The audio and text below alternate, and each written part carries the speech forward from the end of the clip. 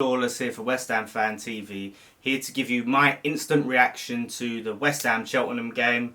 A lot of the lads were at a league meeting for Thames Ironworks tonight, so that's why we weren't at the game, and there's no fan cams and why there's no post-match pint. But so I wanted to get a quick video up, just giving you my thoughts and reactions to today's game, the 2-0 win against Cheltenham. So as I mentioned, I've done a quick little reaction for Full-Time Reactions, which you can find on their Twitter. I basically said how much of a relief that it is that we've won that game, because it is, when you look at it. I mean, I was always confident that we were going to win, but the sort of nerves and uncertainty was still there, and I think there was a lot of West Ham fans who, before looking ahead to Newcastle, was like, we've got to get past Cheltenham first. And I think there were a few fans that were worried the form that we've shown, and it would be typical West Ham to go and lose to Cheltenham, and if we did, we would have been in serious trouble, and that would have put massive pressure on Bilic. There already is pressure on him, but that would have really turned up the pressure. But that didn't happen. We went out, we went attacking. Bilic played two up top, Ayew and Sakho.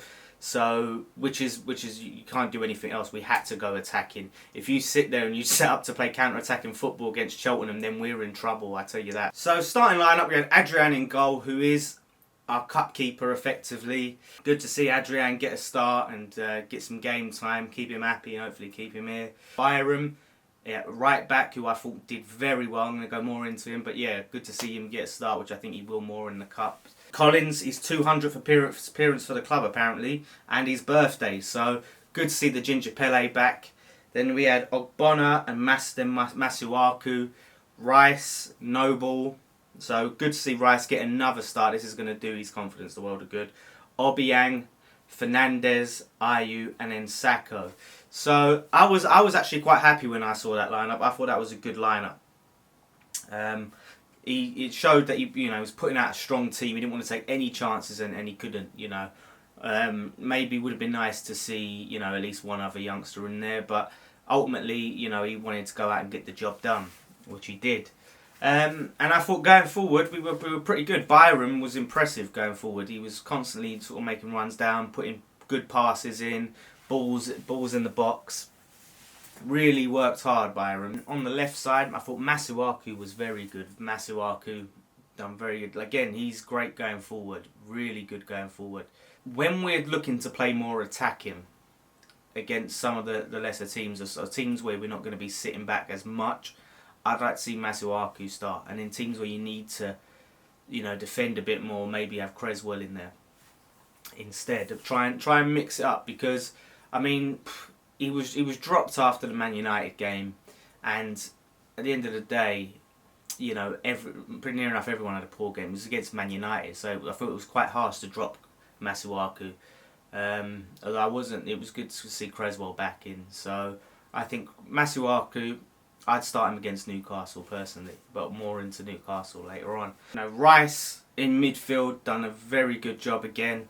Very calm and confident. I've got good hopes for this kid. If we keep introducing him in this way and giving him more time and more experience in the Premier League, I think he's going to really do, go on to do good stuff for the club. I'd love to see him play in that centre back, whose natural position, to see what he can do there. But I thought he'd done a good job in the midfield, and this is the way that I've been saying that we should start to implement the youngsters. We're not talking about fielding a team of youngsters. Take one. One or two, have one on the bench, start one here and then, or bring them off the bench. This is what we have to start doing with Burke and Cullen when they come back, whether it's in January or next year. I want to see more implementation of the youngsters in this way, and they're only going to get better. I think he's going to learn far more playing in the first team with the rest of the lads than he is down in League One. Now Sakho and Ayew up front. I think Ayew was getting quite a lot of abuse today on Twitter, and from my mindset, from my viewpoint, he was constantly trying, he was constantly putting in shots, trying to put in balls, and yeah, it weren't quite coming off at times, but he kept trying, and eventually it led to a goal. And that's what you've got to do. You've got to keep working it. You keep trying, eventually you're going to find the back of the net. So I don't see why he was getting the level of abuse he was. It weren't like he was being lazy or, do you know what I mean? He wasn't trying hard. He was working. He was trying to score a goal for us. He was trying to put balls in, and it didn't always come off. There were some times when maybe he should have made the pass and he went for goal.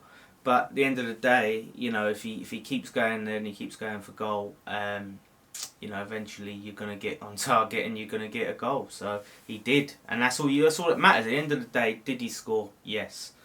So if he keeps scoring, you've got to keep playing him. But I think he's that guy now that's just one of them easy targets, where he has that 20 million price tag on his head, and that really does put a target.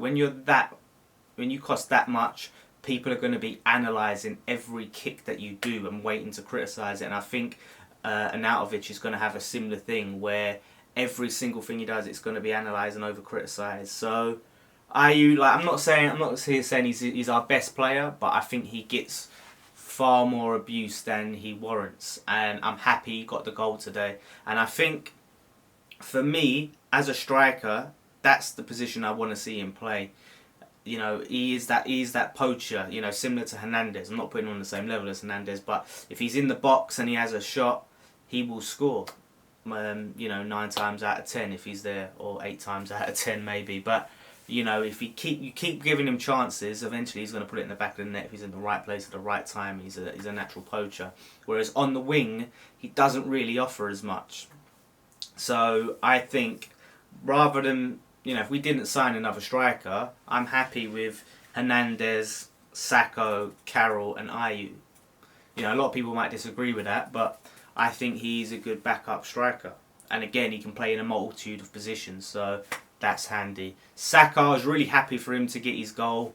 Coming back, this season after such a long time out. The fact that he come back, he's scored now in his first start for the club, which I believe it was. Yeah, I'm pretty sure he come off the bench against Man United and Southampton. So his first start in a long time, and he got a goal.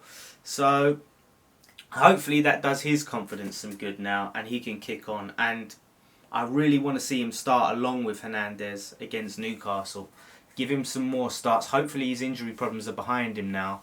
There was a little moment when he went down for a bit, and he stayed down for half. Oh Christ, no clue. And luckily he was alright. But yeah, I mean, his goal, it's tricky to know. Like, he put it past the keeper quite well. It was a very well taken goal. Maybe the keeper should have been in a better position where he couldn't quite get down. But the way he just put that past the keeper, very, very cool. And Ayew's goal was very similar, very similar. Like, I think Noble put the ball through, but he just took it so quick.